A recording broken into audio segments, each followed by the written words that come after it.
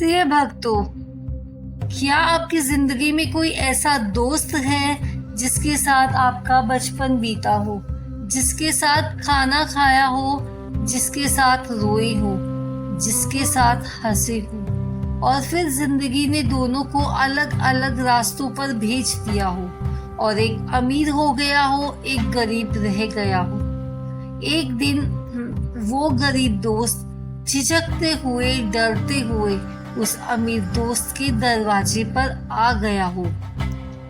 ये कहानी हम सबकी है, लेकिन आज मैं आपको वो कहानी सुनाऊंगी जो उस मिलन के पीछे थी।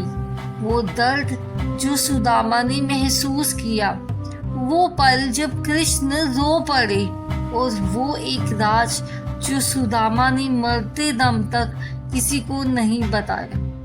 अगर आपके जीवन में कोई पुराना दोस्त है जिसे आप मिलना चाहते हो, जिसे आप याद करते हो, तो ये कहानी आपके लिए है। बस अंत तक सुनते रहिए। भक्तों, पहले समझते हैं कि सुदामा कौन थे। सुदामा एक ब्राह्मण थे, संदीपनी आश्रम में पढ़ते थे और वहीं कृष्ण भी पढ़ते थे। दोनों की उम्र एक थी, दोनों की सोच एक थी, दोनों का दिल एक था।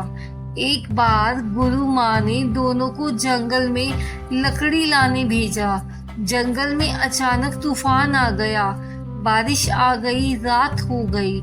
दोनों एक पेड़ के नीचे बैठ गए।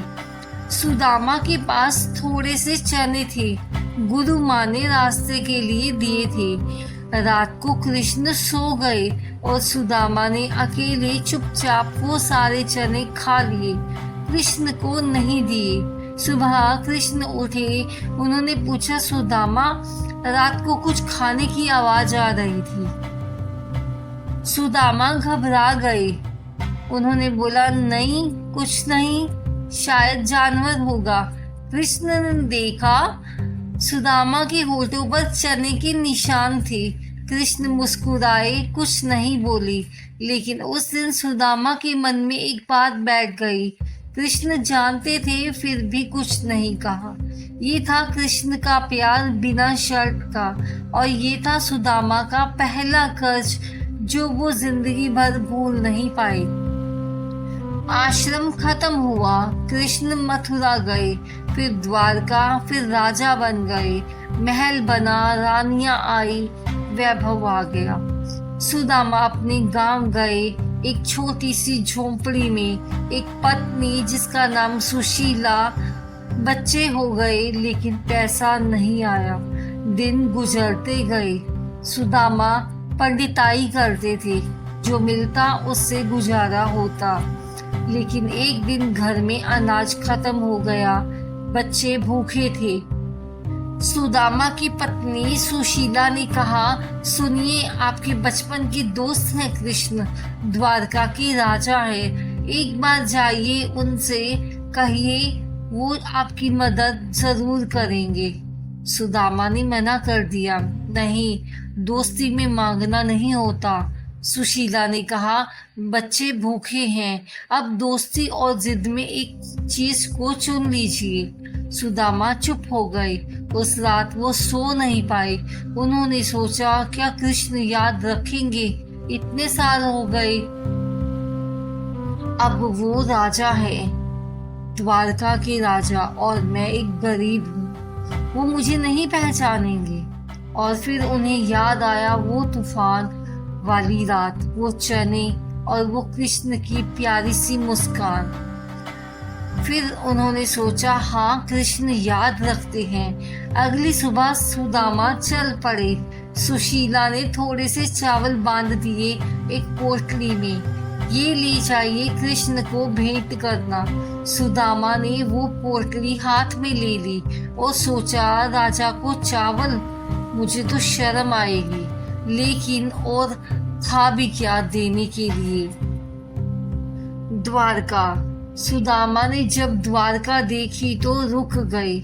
सोने के महल, हीरे जड़े दरवाजे, हजारों सैनिक, हजारों सेवक, और वो फटे पुराने कपड़ों में। टूटी चप्पल, हाथ में चावल की पोटली। द्वार पर पहरेदार ने रोक लिया। उन्होंने पूछा, कौन हो? सुदामा ने कहा, कृष्ण का दोस्त। पहरेदार ने ऊपर से नीचे तक देखा और हंस पड़ा। कृष्ण महाराज का दोस्त, और वो भी ऐसा? सुदामा ने कहा, हाँ, बचपन के दोस्त हैं। पहरेदार अंदर आया, शायद मजाक में, लेकिन अंदर से आवाज आई, सुदामा आए हैं। कहाँ हैं? लाओ, जल्दी उनको अंदर बुला लाओ। और फिर दरवाजा खुला और कृष्ण खुद दौड़ते हुए बाहर आए, नंगे पांव, बिना मुकुट के। उन्होंने सुदामा को देखा और रुक गए। सुदामा बूढ़े हो गए, झुके हुए, फटे कपड़े, थके हुए। कृष्ण ने एक पल के लिए सुदामा को देखा और फिर उन्होंने सुदामा को गले लगा लिया, इतने जोर से जैसे छोड़ना ही नहीं चाहते। और उस पल कृष्ण रो पड़े। वो भगवान जिन्होंने महाभारत में लाखों लोगों को मरते देखा और नहीं रोए, जिन्होंने अपना सारा कुल नष्ट होते हुए देखा, उन्होंने राधा को छोड़ दिया। वो कृष्ण एक गरीब दोस्त को देखकर रो पड़े। क्यों? सुदामा ने वो पोटली जो कृष्ण को दी, उसके बाद जो हुआ वो सुनकर आपकी आंखें भर आएंगी, तो कृपया अंत तक बने रहिए। फिर क्या हुआ? कृष्ण ने सुदामा को अंदर लिया, सिंहासन पर बिठाया, खुद नीचे बैठ गए। सुदामा के पैर धोए अपने हाथों से। रानी रुक्मणी, जो साक्षात लक्ष्मी थी, वो पंखा झोलने लगी। सुदामा हैरान हो गए, शर्मिंदा थे। कृष्ण, ये क्या कर रहे हो? मैं तो बस ऐसे ही। कृष्ण ने कहा, चुप रहो सुदामा, मेरा दोस्त आया है। आज मैं राजा नहीं हूँ, आज मैं तुम्हारा कन्हैया हूँ। सुदामा की आंखें भर आई और फिर कृष्ण ने देखा सुदामा के हाथ में वो पोटली। ये क्या है सुदामा? सुदामा ने हाथ पीछे कर दिया। कुछ नहीं, बस सुशीला ने तुम्हारे लिए कुछ भेजा है। कृष्ण ने हंसते हुए वो पोटली छीन ली। खोली तो देखा उसमें चावल थे, कुछ मुट्ठी भर पुराने साधारण चावल। कृष्ण ने वो चावल मुट्ठी में लिए और खा लिए, एक मुट्ठी, दो मुट्ठी, और उस पर कृष्ण की आंखों से आंसू बह गए। रुक्मणी ने तीसरी मुट्ठी रोक ली। प्रभु रुकिए, कृष्ण ने पूछा, क्यों? रुक्मणी ने कहा, दो मुट्ठी में तीनों लोगों का वैभव मिल गया सुदामा को, तीसरी मुट्ठी में आप खुद उन्हें दे देंगे। कृष्ण रुक गए और बोले, सुदामा, जो ये सब देख रहे हो और देखकर रो क्यों रहे हो? कृष्ण ने सुदामा की आंखों में देखा और कहा, सुदामा, तुम आए बस इसीलिए। इतने साल मैं इंतजार करता रहा, इतने साल मैंने सोचा सुदामा आएंगे, लेकिन तुम नहीं आए। और जब आए तो खाली हाथ नहीं आए, इन टूटे कपड़ों में, इन थके पैरों में ये चावल लेकर आए। जानते थे मुझे इसकी जरूरत नहीं, फिर भी लाए। सुदामा, ये चावल नहीं है, ये तुम्हारा प्यार है, और प्यार देखकर भगवान भी रो पड़ते हैं। कृष्ण ने उन्हें कुछ नहीं दिया, सुदामा ने मांगा भी नहीं। दोनों ने बस बातें की, पुरानी यादें, आश्रम के दिन, गुरु माँ और वो तूफान वाली रात। और एक रात सुदामा ने कहा, कृष्ण, एक बात बताऊं? वो रात जब तूफान आया था, मैंने चने खाए थे, तुम्हें नहीं दिए। कृष्ण हंसने लगे, मुस्कुराए और कहा, मुझे पता था। सुदामा ने कहा, तो तुमने कहा क्यों नहीं? कृष्ण ने कहा, क्योंकि तुम भूखे थे और दोस्त की भूख नहीं देख सकता। उस रात तुम्हें चने की जरूरत थी, मुझे नहीं। सुदामा की आंखें भर आई।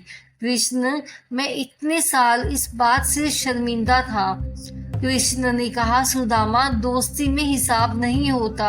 तुमने चने खाए, मैंने तुम्हारी भूख बुझाई, बराबर। अगले दिन सुदामा चले गए। कृष्ण ने उन्हें कुछ नहीं दिया, कोई सोना नहीं, कोई महल नहीं, कोई धन नहीं। सुदामा भी खाली हाथ वापस चल पड़े। रास्ते में वो सोचते रहे, मांगना चाहिए था, बच्चे भूखे हैं, लेकिन मांग नहीं पाया।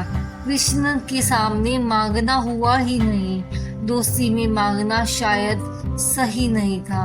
और जब सुदामा अपने गांव पहुंचे तो रुक गए। झोपड़ी गायब थी, उसकी जगह एक सुंदर घर था, बगीचा था, बच्चे खेल रहे थे। सुशीला नए कपड़ों में दरवाजे पर खड़ी थी। सुदामा समझ गए थे, बिना मांगे बिना कहे सब दे दिया। सुदामा वहीं बैठ गए, रो पड़े और उन्होंने आसमान की तरफ देखकर कहा, कृष्ण, तुम सच में भगवान हो, लेकिन पहले मेरे दोस्त हो। प्रिय भक्तों, ये कहानी यहाँ खत्म नहीं होती। सुदामा बाद में बहुत खुशहाल जिंदगी जिए, लेकिन एक बात उन्होंने कभी किसी को नहीं बताई। जब वो द्वारका से वापस आ रहे थे, रास्ते में एक पल के लिए उन्होंने पीछे मुड़कर देखा। उन्होंने देखा कृष्ण महल की छत पर खड़े थे, उन्हें देख रहे थे और उनके चेहरे पर एक मुस्कान थी, वो मुस्कान जो सिर्फ तब आती है जब अपना कोई खुश होता है। सुदामा ने हाथ जोड़े, कृष्ण ने भी जोड़े और सुदामा मुड़ गए। उस पल को सुदामा ने अपने दिल पर रख लिया और मरते दम तक किसी को नहीं बताया, क्योंकि कुछ पल बताने के लिए नहीं होते, महसूस करने के लिए होते हैं। भक्तों, कृष्ण और सुदामा की ये कहानी दोस्ती की कहानी नहीं है, ये उस प्यार की कहानी है जो बिना दिखाए महसूस होता है। कृष्ण ने सुदामा को बताया नहीं कि मैंने सब कुछ ठीक कर दिया, बस कर दिया। सुदामा ने कृष्ण को बताया नहीं कि वो पल कितना कीमती था, बस दिल में रख लिया। यही है असली दोस्ती, जहाँ बोलना नहीं पड़ता, जहाँ मांगना नहीं पड़ता, जहाँ दिखाना नहीं पड़ता, बस होना पड़ता है। आज अगर आपके जीवन में कोई सुदामा है, कोई पुराना दोस्त जिसे आप बरसों से नहीं मिले, तो आज एक काम कीजिए, उन्हें एक मैसेज कीजिए, बस इतना लिखिए, याद है हमारा वो वक्त, बस इतना। बाकी आपकी दोस्ती खुद समझ लेगी। भक्तों, आज की ये कहानी अगर आपके दिल को छू गई हो तो एक काम जरूर कीजिएगा, ये वीडियो अपने उस दोस्त को पहुंचाएं जिसे आपने बरसों से नहीं देखा, जिसे आप याद करते हो, जिसे शायद आपकी जरूरत है। कमेंट में जय श्री कृष्णा जरूर लिखना अगर आपके जीवन में कोई ऐसा दोस्त है। अगर आप चाहते हैं ऐसी और कहानियां आप तक पहुंचती रहे तो बेल आइकन दबाकर हमारे चैनल को जरूर सब्सक्राइब करें। मिलते हैं अगली ऐसी ही रहस्यमयी और दिल छू लेने वाली कहानी के साथ। तब तक के लिए जय श्री कृष्णा, राधे राधे।